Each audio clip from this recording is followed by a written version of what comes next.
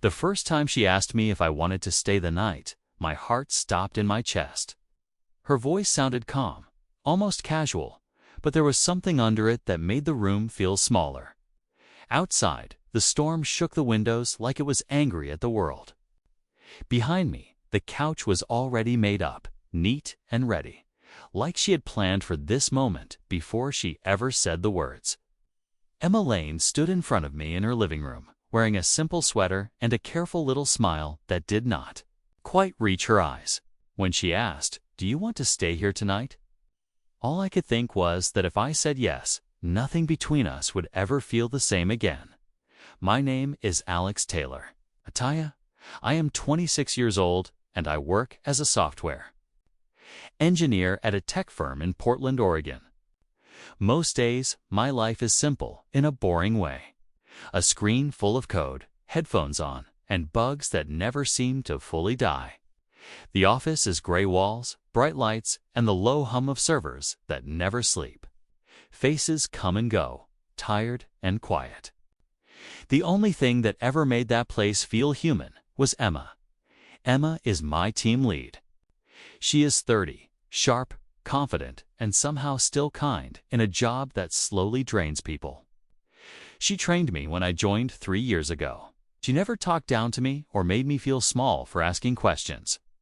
When a build broke late at night, she stayed calm and cracked a joke instead of blaming anyone. When I skipped meals without noticing, she would quietly drop a granola bar on my desk and walk away like it was nothing. Somewhere between late-night deployments and rushed coffee breaks, she became my closest friend at work. That should have been enough. I tried to keep it there. I told myself she was just my boss, my mentor, the one person at work I trusted. But my heart never listened. It kept noticing the small things, the way her eyes softened when she smiled, the way she leaned in when she explained something, the way she always seemed to know when I was having a bad day. That Friday, the sky felt heavy from the moment I woke up. Portland does that sometimes, like it is holding its breath. By the time 5 o'clock came around, most people had already logged off and rushed out, hoping to beat the rain. I stayed behind to check one last push. I could hear Emma's voice in my head saying to always test twice before the weekend. When I finally packed up, the office felt empty. The hum of the lights sounded louder without voices to soften it. I walked down to the lobby and the sound of the storm hit me first. Rain slammed against the glass doors in thick sheets. Streetlights outside looked like blurry halos drowning in water. Emma stood by the doors, staring at her phone. Her dark brown hair was a little damp at the ends, her blouse dotted with rain, her work badge still hanging from her neck. When she looked up and saw me, her blue eyes softened in a way that always hit me right in the chest. "Still here?" I asked, shifting my backpack on my shoulder. "Yeah," she said with a tired sigh. "My car is in the shop. Transmission issues. I've been trying to get a ride, but nobody is picking up. Ride shares are slammed." I pulled my keys from my pocket and held them up. "Lucky for you, my old Honda is downstairs. I can give you a ride. I'm not scared of a little rain." She bit her lip, thinking, "You sure? I don't want to be a problem. You probably just want to go home." "If I go home alone, I'll just stare at my laptop again," I said. "At least this way, I feel useful." That got a small smile out of her. "All right," she said. "Deal." We ran to the elevator and then to the parking garage, dodging puddles. My Honda waited in its usual corner, faded blue with a dent on the side from a bad backing job last year. Not pretty, but loyal. Emma slid into the passenger seat and I turned on the engine. The heater hummed to life. Outside, rain roared against the windshield. Inside, it felt warm and close. For a while, we just drove in silence, listening to the wipers and a soft indie song she picked on the radio. The city moved slowly around us, headlights smeared across wet roads. I could feel the stress of the week leave my shoulders little by little. "Thanks again," she said quietly. "It feels like I'm always dragging you into extra stuff." "Oh, yeah." "Pulled me out for tacos that one time," I said. "You saved my social life." She laughed. "You make a good sidekick, Alex." "Sidekick," I said. "That hurts." Her smile lingered. "Maybe you're more than that." By the time we reached her neighborhood, the storm had grown worse. Water rushed along the curbs, trees swayed in the wind. I pulled up in front of her small beige house. The porch light glowed through the rain. "You really think it's smart to drive back in this?" she asked, watching the road. "I'll be fine," I said. She hesitated, then looked at me with something new in her eyes. "If you're not in a rush, come in for dinner," she said. "I have stuff for pasta."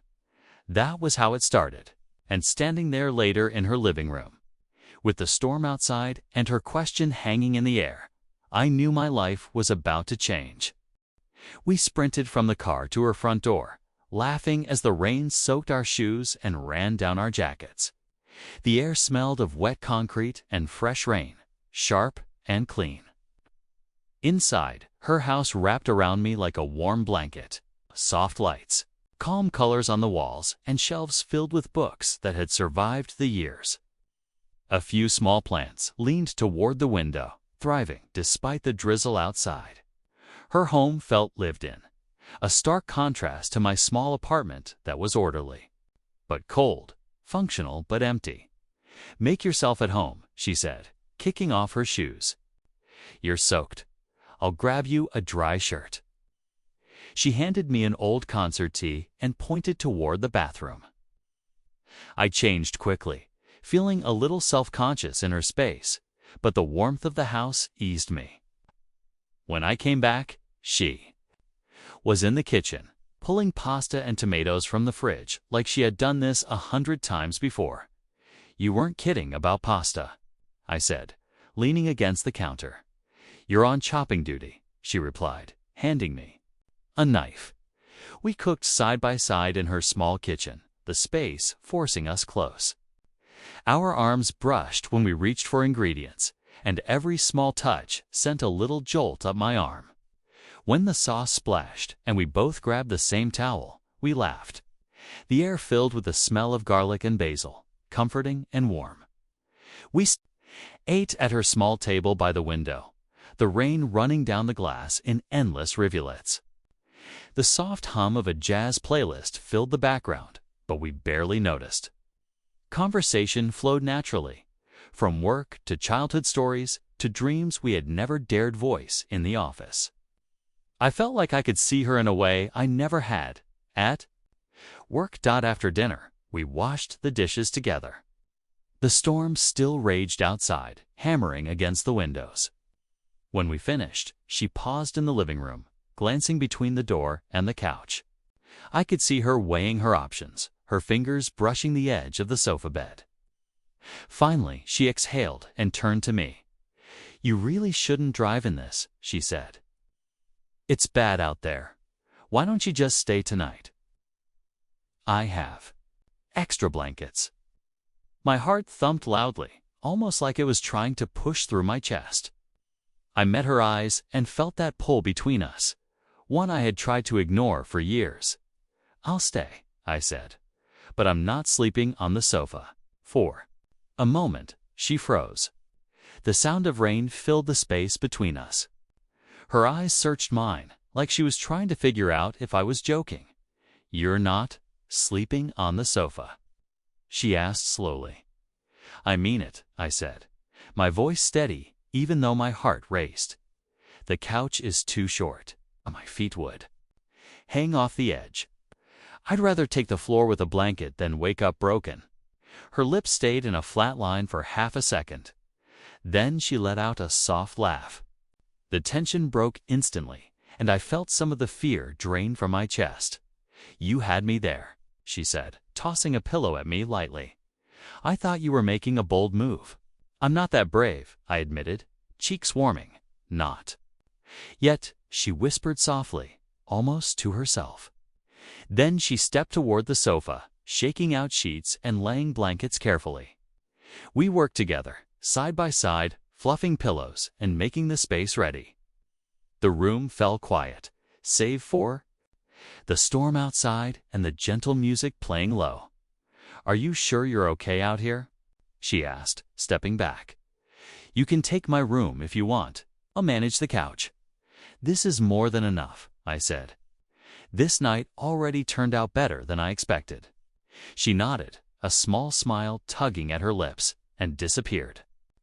Down the hall to grab an extra blanket. I sat on the edge of the pullout, listening to the rain and feeling an odd mix of nerves and calm. Emma, my boss, my mentor, my friend, the same woman who critiqued my code and joked through long office hours, suddenly felt different, closer, more real, more present than ever. When she returned with a thick gray blanket, she draped it over the bed and whispered, "If you need anything, water, charger, whatever, just knock. I'm right down the hall." I nodded, my chest tightening. "Got it?" She lingered for a moment, looking at me like she wanted to say more but couldn't. Then softly, almost quietly, she said, "Alex, thank you. For tonight, for the ride, for staying. It's nice not feeling alone in it for once." "You're not alone," I said, my voice low but firm. "Not at work, not now." Her eyes softened, and a silence settled between us. The storm raged. Outside, but inside, I felt something shift. This was the night everything changed, and I knew it. I lay on the pull-out couch, the mattress thin but warm under the blanket. The low hum of the heater and the rhythmic beat of the rain on the roof created a strange calm. I kept replaying the day in my mind, Mom standing in the lobby soaked from the rain, her quiet smile when I offered a ride, the way we had laughed while cooking together. Everything felt heavier now, but in a good way, charged. Something had shifted between us, subtle but undeniable. Hours passed in quiet. I could hear her moving around the other room, soft footsteps, the gentle clink of dishes. It was comforting, like she was there without needing to be. Eventually, I drifted off, exhausted from the week, the storm, and the sudden rush of emotions I could no longer suppress. Morning came soft and gray. The rain had softened to a light drip from the gutters. For a moment, I was confused, staring at the unfamiliar ceiling, the paintings, the shelves filled with books. Then the smell hit meat, oast, eggs, coffee. My stomach growled before my brain fully woke. Morning. Emma called from the kitchen. "You alive out there?" "Barely," I called back, pushing myself up.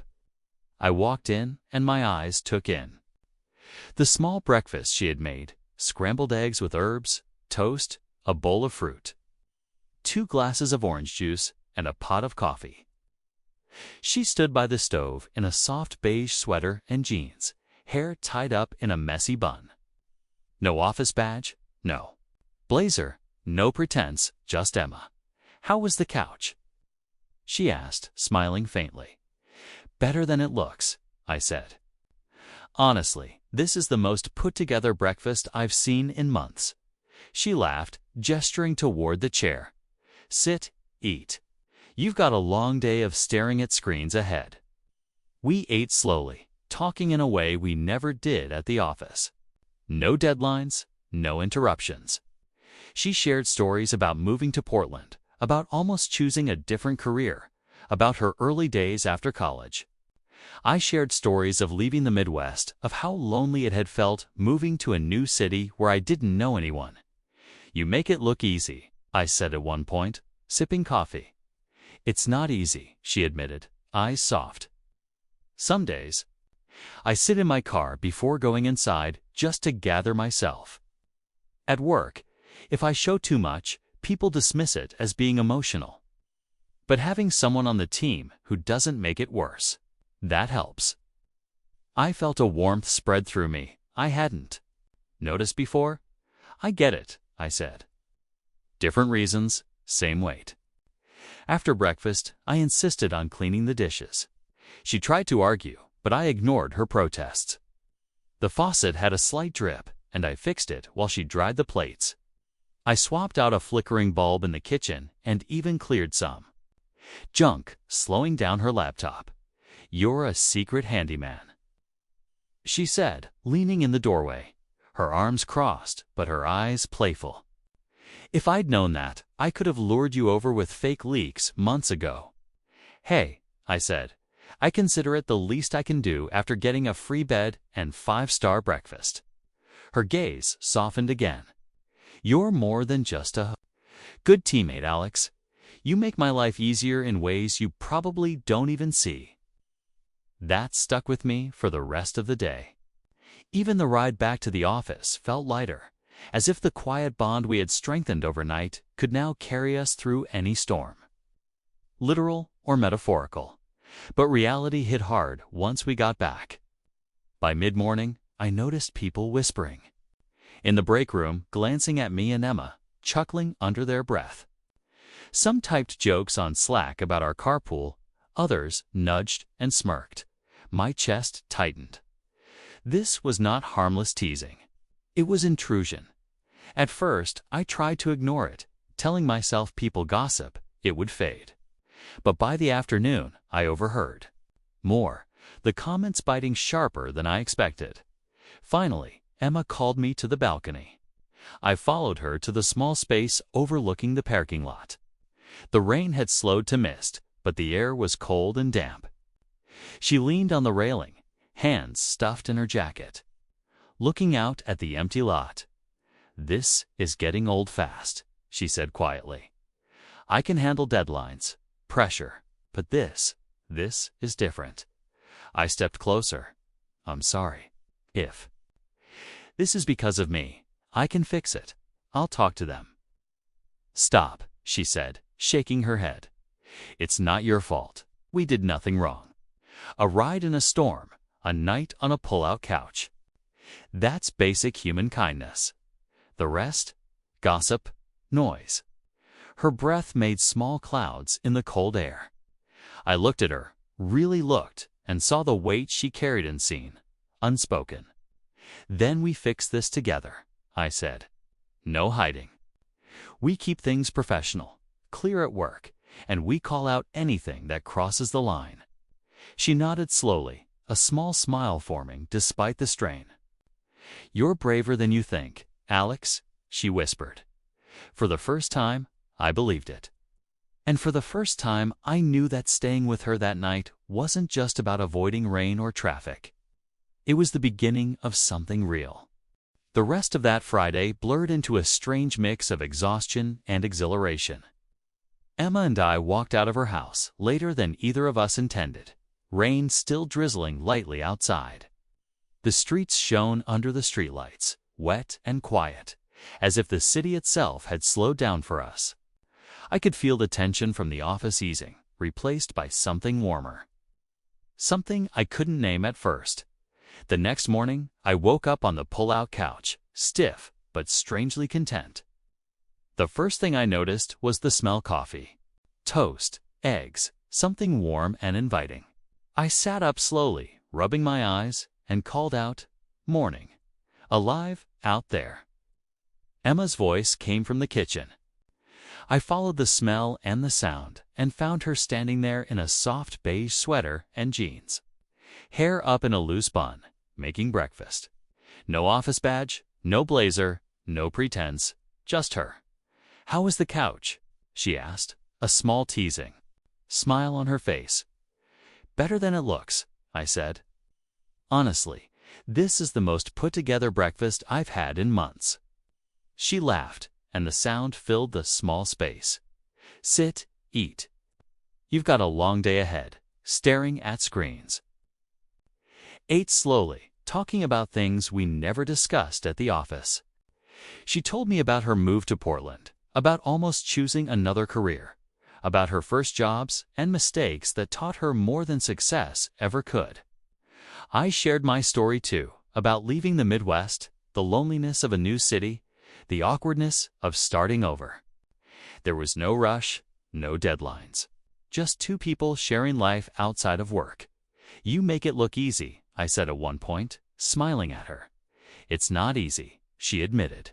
"Some days I sit in my car before going inside just to collect myself at work. If I show too much, people dismiss it as being emotional. Having someone like you on the team, it helps." That hit me in a way I didn't expect. "I get it," I said quietly. Different reasons, same weight. After breakfast, I insisted on helping with the dishes. She tried to argue, but I ignored her protests. I tightened a loose faucet under the sink, swapped a flickering bulb, and even cleared some junk, slowing down her laptop. She leaned against the doorway, arms crossed, a small smile teasing her lips. "You're a secret handyman," she said. Softly. "If I had known that, I could have lured you over with fake leaks months ago." "Hey," I said. "I consider it the least I can do after a free bed and 5-star breakfast." She smiled, softening. "You're more than a good teammate, Alex. You make my life easier in ways you probably don't even notice." I felt a strange warmth, the weight of connection pressing gently but unmistakably on my chest. The ride to the office later that day was quiet but different. Our shared time had shifted something between us, an unspoken bond that hummed beneath the surface. But work had other plans. By mid-morning, whispers started. People glanced at us, laughed softly, and typed comments. In Slack, small jokes at first, seemingly innocent, but sharp with implication. My chest tightened as I realized our private world was being pried in two. By the afternoon, it escalated. Gossip in break rooms, offhand comments, thinly veiled innuendos. My hand clenched around my coffee cup. This wasn't harmless anymore. It was intrusion, disrespect. Finally, Emma sent me a message. * balcony, 2 minutes. Need air. * I hurried to the small balcony overlooking the parking lot. The air was cold, damp with mist. She leaned against the railing, hands stuffed in her jacket. Eyes on the empty lot below. "This is getting old fast," she murmured. "I can handle pressure, deadlines, stress. But this is different." I stepped closer. "I'm sorry. If this is because of me, I can fix it. I'll talk to them." "Stop," she said, shaking her head. "It's not your fault. We did nothing wrong. A ride in a storm, a night on a pull-out couch. That's kindness. The rest? Gossip, noise." Her breath made small clouds in the cold air. I looked at her, truly looked, and saw the weight she carried, unspoken yet heavy. "Then we fix this together," I said. "No hiding. We stay professional. We call out anything that crosses the line." She nodded slowly. "You're braver than you think, Alex," she whispered. For the first time, I believed it. That night had shifted everything, not just between us, but in how we faced the world. Together. Weeks passed, and the storm from that first night became a memory, but its echo stayed with us. Emma and I slipped into a rhythm outside of work, carefully weaving our lives together without anyone noticing too much. Weekends slowly became ours. I'd drive to her place with groceries, and we'd experiment with new recipes in her tiny kitchen.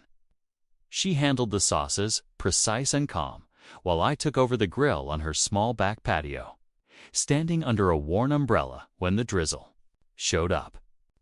It wasn't glamorous, but it was ours, quiet and warm. And I loved it. Other nights, we stayed inside with takeout, curled up under a blanket on the couch. One bowl of popcorn between us, our shoulders brushing, sharing laughter over ridiculous movies, pausing to debate endings or laugh at bad lines. Every touch, every laugh felt more intimate than either of us admitted. There was no rush, no pressure, just us carving out a private world in the middle of the busy city. One rainy Saturday, Emma brought me to a tiny art store. She returned with brushes and paints, insisting we try painting the view from her window. My work looked like a child's drawing, messy and awkward. Hers was beautiful, precise, full of color and life. "You don't have to be perfect to enjoy it," she said, dipping her brush. I smiled at her patience, the way she encouraged me, without condescension. I helped her with small repairs around the house: a drafty window, a loose cabinet door, a crooked shelf. Each time I fixed something, I felt a small claim to this life we were building together. The rain became our backdrop, sometimes soft and gentle, other times drumming hard on the roof as we cooked, painted, or simply sat in quiet company. Every storm reminded me of that first night: the drive, the couch, the warmth of her kitchen, and the pull I felt toward her from the very beginning. Then one Friday, months later, it all circled back. We had stayed late at the office, chasing a last-minute deploy for a big client. A strange bug appeared at the worst possible moment. We stayed shoulder to shoulder at her desk, reading logs, testing fixes, trying everything. The tension was unbearable, but it was familiar, like old muscle memory. When the build finally went green, the floor was empty, the lights dim, and the rain had started again outside. "Well," she said with a long exhale, leaning back in her chair, "we did it again. I owe you dinner times 10. At this point, you." "Already paid in eggs and toast," I replied, smiling. "We're even," she said. We rode the elevator down together. The storm outside almost worse than that first night. Water ran along the streets, and wind pushed the raindrops sideways. "You drove today," she reminded me, raising an eyebrow. "I rode the bus, remember? I can get us both to my place. It's closer than yours in this mess. You sure?" I asked. "You think I'd let you stand out there waiting for a bus that might never show up?" she said, smirking. We ran to her car, soaked again, but laughing like it was a game. The ride to her house was short, slow, intimate. When we pulled into her driveway, the porch light was on. I felt that familiar flutter in my chest, the same small jump I always felt when I saw her place. It wasn't just a stop. It felt like home. Inside, the house was warm and glowing. The same couch, the same pullout I had slept on that first night. Emma walked to the window, staring out at the rain, then turned back to me. "Do you want to stay here tonight?" she asked. Her voice held no casual pretense now. No cover. This was something else. Something more. I felt my chest tighten. I looked at the couch, then back at her. "I'll stay," I said. Calm, steady. "And I'm still not sleeping on the sofa for a moment." She was still. Then I saw it: the way her shoulders relaxed, her eyes softened, a small, shaking smile forming. She stepped closer. "Then where are you sleeping, Alex?" she asked, voice low, steady. "Where you are," I said. "If you want that too, I don't want to pretend anymore. I care about you not just as my lead, not just as my friend. I want this to be real." The room was quiet except for the rain. She lifted her hand to my cheek, thumb brushing along my jaw as if memorizing every line. "I've been trying not to cross this line," she said softly. "I told myself it'd be easier to keep you as my smartest dev, my calm voice in chaos. But every time you show up, every time you fix something I didn't even ask about, every time you listen, it gets harder to pretend." She swallowed and laughed once, small and shaky. "Yes," she said, "I want it too." My chest felt like it might burst. All the late nights, jokes, quiet glances across desks and screens, all lead here. Slowly, carefully, we stepped closer, foreheads touching, sharing air, warmth, and trust. Then I kissed her, not a perfect, cinematic kiss. Not loud or dramatic, slow, real. Years of held-back feelings poured into that simple touch. When we pulled apart, her head rested against my chest, listening to my heart race. "So," she whispered. Soft, smiling. "No sofa," I said, laughing quietly. Ever again that night, we moved through the house together. Steady, careful, together. The sofa stayed empty. The lights were warm. The rain whispered against the windows. And I knew that. From that moment on, nothing would be the same. The next few weeks felt like a new chapter.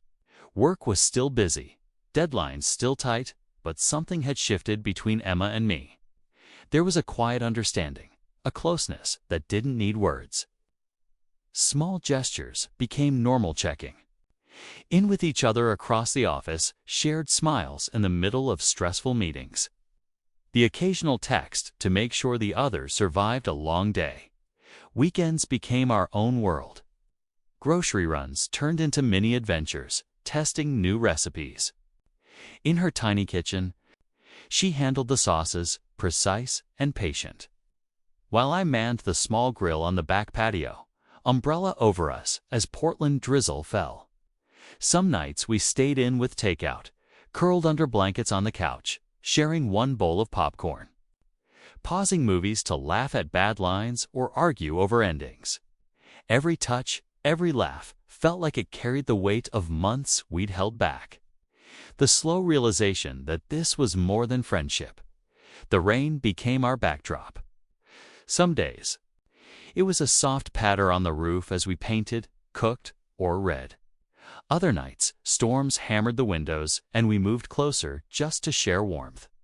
I often thought back to that first drive in the storm, to her standing under office lights, hair damp, eyes tired, and realized how far we'd come from that night. Then one Friday, it all came full circle. We stayed late at the office for a last minute deployment, tracking down a sudden bug together. Shoulder to shoulder, heads bent over logs and code. We worked in perfect sync. When the build finally went green, the office was empty, lights dim. And the rain had started again. "Well," she said, exhaling, leaning back in her chair, "we did it again. I owe you dinner, times 10 at this point. You already paid." "In eggs and toast," I teased. "We're even." She said with a smile. The ride to her place was slow, rain hammering the windshield. Yet inside the car, it felt like a quiet bubble of normalcy. When we reached her driveway, I felt that familiar flutter, the same small jump in my chest from that first night. Inside, the house glowed, warm and inviting. The couch waited, untouched. She walked to the window, staring at the rain, then turned. "To me, do you want to stay here tonight?" Her voice had no casual tone now. No cover. This was something real. My chest tightened. I looked at the couch, then back at her. "I'll stay," I said, calm, steady. "And I'm still not sleeping." On the sofa, she froze for a moment, then relaxed, eyes softening, a small smile forming. She stepped closer. "Then where are you sleeping, Alex?" she asked, voice low. "Where you are," I said. "If you want that too, I don't want to pretend anymore. I care about you not just as my lead, not just as my friend. I want this to be real." She lifted her hand to my cheek, thumb brushing my jaw as if memorizing it. "I've been trying not to cross this line," she whispered. "But every time you show up, every time you listen, every time you care, it gets harder to pretend. I want this too." My chest felt like it might burst. Slowly, carefully, we stepped closer. Foreheads touching, sharing warmth, trust, and long-held feelings. Then I kissed her. Not cinematic, not perfect slow, real, years of held-back emotions, pouring into one simple touch. When we pulled apart, her head rested against my chest. "So," she whispered softly. "No sofa," I said quietly, smiling. Ever again. That night, we moved through her house together, steady, careful, yet intimate. The lights stayed warm. The couch remained empty. Outside, the rain whispered on the windows, but inside, we finally had a home we shared. A home built on trust, laughter, quiet mornings, late nights, and the courage to face storms together. I turned to look at her lying beside me, hair spread on the pillow, eyes soft. "Tired?" she asked. "Happy," I replied. She smiled, reaching for my hand. Fingers laced together, simple and sure. Life wasn't perfect. Work still stressed us. Deadlines still loomed, and rain would always fall. But now, when the storms hit, I didn't face them alone. Emma was there. We had fought for this space, and finally, we knew we had each other. And when she once asked, "Do you want to stay here tonight?" we no longer needed to wonder. I was not sleeping on the sofa. I was staying with her, finally home.